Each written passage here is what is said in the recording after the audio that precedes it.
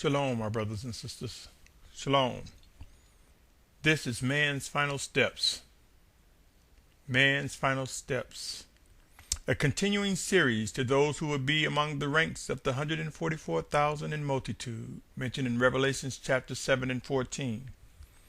Today is January 27th, 2014, and my name is Symmanayah. This segment of Man's Final Step will be a multi-part message. I will try to make the message inside 15 minutes, and I will create also a playlist with this particular message. This segment is called Yes, You, Yes, You. You, yes, you. Again, you, yes, you, life or death. My brothers and sisters, as I mentioned, this will be a multi-part message that is part of a continuing series. And due to its length, I will make it a playlist. Let me begin with part one. In part one, I want to address see, hear, belief, a plan. See, hear, belief, a plan. Each and every person on this planet is able to see, whether physically or only spiritually. Likewise, every person in the world has the ability to hear, be it physically or by use of spiritual ears only. Over the years, by exercising these abilities, sight and listening skills have played a critical role in shaping our belief. Our beliefs have led us to decision regarding life or death. My brothers and sisters, there is an Almighty One who created all and who is the beginning and the end. There was a time when man was in fellowship directly with He that is also known as Ancient of Days, but that fellowship was broken. This event is described and commonly known as the fall of man in the Garden of Eden. Upon man's fall, a plan began, which included an appointed time for that fellowship to be restored with the Almighty One. The plan involved individuals for years walking a path looking forward to salvation and the physical appearance of a Savior. Later within this plan, the Almighty One, who is Spirit, took His word and was manifest in the flesh as the Savior. Yes, the Savior was physically born of a virgin birth. This Savior is also known as the Messiah, or by some, the Mashiach. A point in time regarding the plan of restored fellowship entailed the physical appearance of the Almighty One's Word made flesh, and those during that era embraced salvation right before their eyes. Yes, they witnessed, they seen, they had an opportunity in many cases to interact with the Messiah. Some received Him and some rejected the Messiah, which some of us and you too may come to know as the Mashiach. We will talk about His name as we proceed, but right now I just want to establish a framework between life or death situations, some things that are very critical in these coming days. My brothers and sisters, a point in time regarding the plan of restored fellowship, as I mentioned, involved the physical appearance of a Messiah. As time progressed, it was appointed unto the Messiah to face death of his physical body. And what many people do not know, and they have a hard time grasping, is this does not mean that He stopped existing and functioning, only that His earthen vessel ceased to function. After 3 days and 3 nights, the earthen vessel of the Messiah, the Mashiach, rose from the grave and walked for a brief period among man to confirm what was foretold throughout the ages, that a Savior will come, be sacrificed, and would rise from the grave. The Messiah, the Mashiach, ascended up to the right hand, and he that is Spirit everywhere at all times, the Almighty One, and salvation became established to all who accepted Him. In other words, anyone who accepted the Messiah came to know who the Almighty One, the Almighty Creator, who provided salvation. My brothers and sisters, the Almighty One, His Word made flesh, became the Messiah. The Almighty One, in order to demonstrate salvation, have come to man and provided an opportunity for us to be restored into fellowship. And it's through His set-apart Spirit sent in the Messiah's name that we have restoration and continued communication, where He teach us and bring all things to remembrance whatsoever He tells us.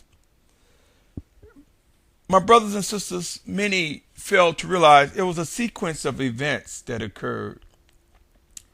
There was the Almighty One's Spirit everywhere at all times. There was the Almighty One who His Word was manifest in the flesh and walked physically amongst those who were on the earth during His era, His time.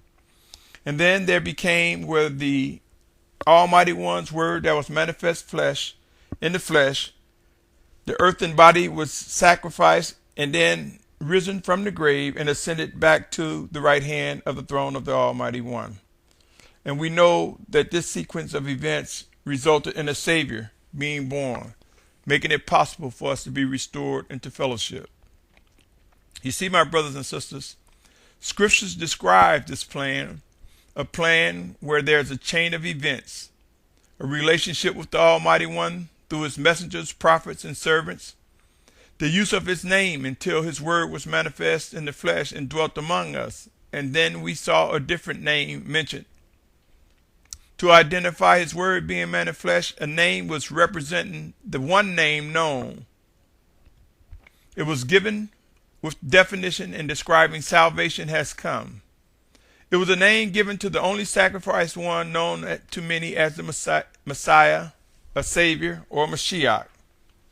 Scriptures foretell that no one can come to the Almighty One, who is referred to by many as the Almighty Father, except through His Word manifest in the flesh, or except through His Son, who is most commonly referred to as the Son, the sacrificed Son who rose from the grave, the Messiah, our Savior.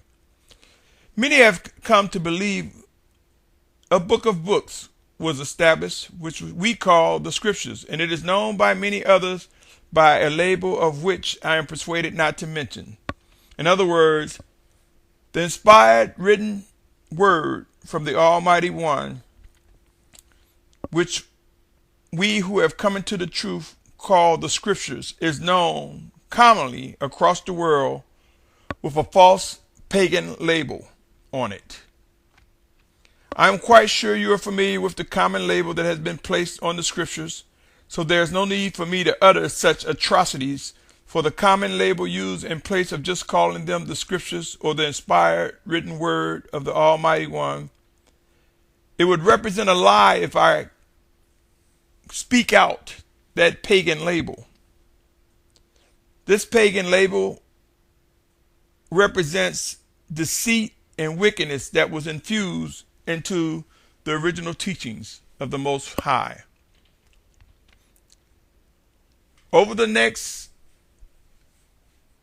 foreseeable future, we will see people come to know that indeed the Scriptures, the label, the pagan label that's been placed to reference the inspired written word of the Almighty One, will come to waste. It will come to naught.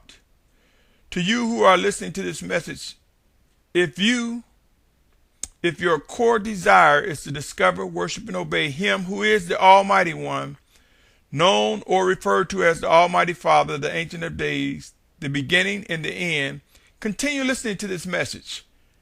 I know I have not mentioned much about their names, the actual names, but we're going to get there. Right now, I believe it is important that we come to realize that there are many who seek after righteousness. There are many who desire to truly worship, who will come to know the true names. Right now, let us see, do our core beliefs intersect? Do we believe things of like of likeness. My brothers and sisters, the beginning and the end, continue listening to this message.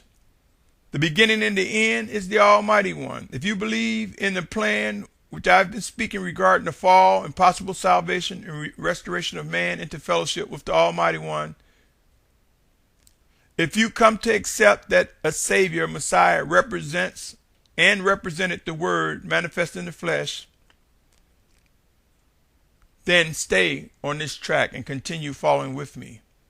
Have you come to believe that there was a physical sacrifice in the resurrection of the Messiah, and that no man can experience salvation, restored fellowship with the Almighty One, except through his sacrifice and resurrected Word manifested in the flesh as the Messiah, our Mashiach? If your belief, through your ability to see and hear, whether physically or spiritually, have brought you to confirm the words I have stated thus far in part 1 of this segment, continue to listen and follow along. You may be surprised where this message is going. Again, this message, you, yes you, life or death, is a multi-part message embedded within the series of man's final steps. What I've described to you is a plan from man's fall to man's ability to be restored into fellowship with the Almighty One. What I have described leaves no doubt to those who earnestly pursue him that gives breath, to those who earnestly pursue he that gives breath, a heartbeat, and a sound mind and life immeasurable. To you, this message you should indeed be able to bear witness and confirm. This message is to you. I invite you to follow along, and you may discover something amazing, something extraordinary, something phenomenal. While there is no doubt among the masses that everyone, as a result of their ability to see and or hear, has embraced some type of a belief, I will not argue whether the definition of an atheist is or is not a belief. This would be unwise and unfruitful. But I will submit to you, a plan is active by the Almighty One, and everyone has some type of position and belief.